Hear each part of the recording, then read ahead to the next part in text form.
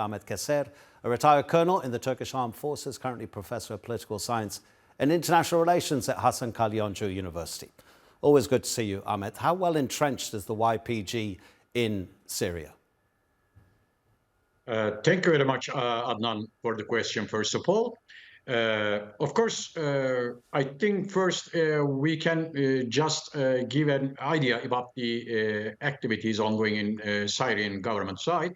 That is normal that for any kind of sovereign state, that three dimensions on three critical significant characteristics should be uploaded. And the first of sine qua non dimension is the security.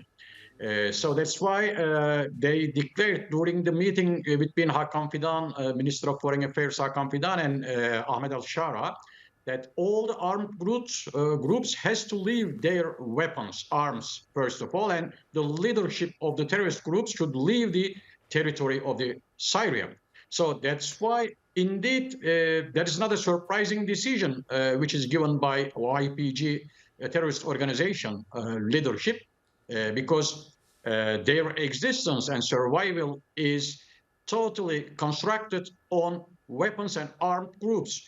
And they don't want to give up their privileges because of the vacuum of the law, non-existence of law enforcement bodies pre-revolution in Syria, because of drug trafficking, money laundering, all these kind of illegal earnings will be lost. So they don't want to lose these privileges, of course.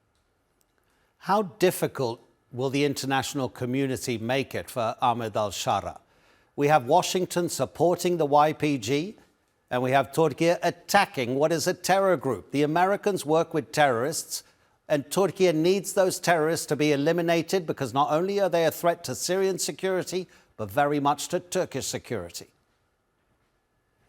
Yes, indeed. They are not just as a threat for Syria, for all the regional countries as well, including Turkey, Iraq, and all of these countries as well.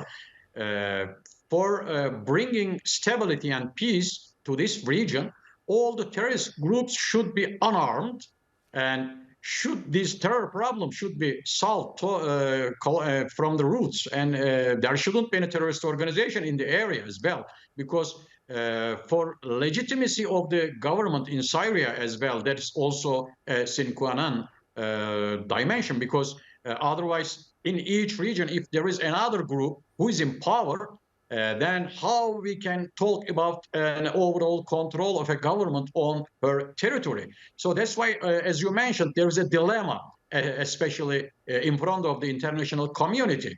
The countries, especially the Western countries and US, should make a final decision. It is now the correct time to support and to expect the new government to abolish the sanctions over them and give up providing assistance for all the terrorist organizations, including PKK, YPG as well. This is also for the benefit of Kurds and including all the ethnic and sectarian groups in the region.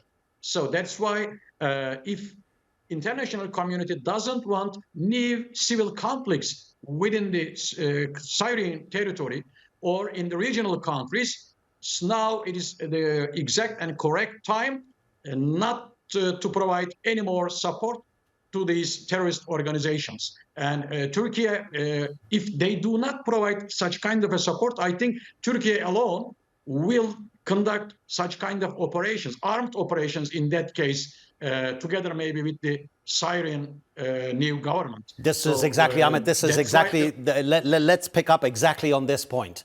For the past 13 years, when Bashar al-Assad was not taking action against the YPG terror group, Turkey was acting unilaterally to guarantee its own security, and it was attacking the terrorists in Syria. Now that there's a new administration, will they work together? Or do you think Turkey may sit back for a while and say to Ahmet al-Shara, you do it, it's your country, help us to help you, but we'll step back for a moment?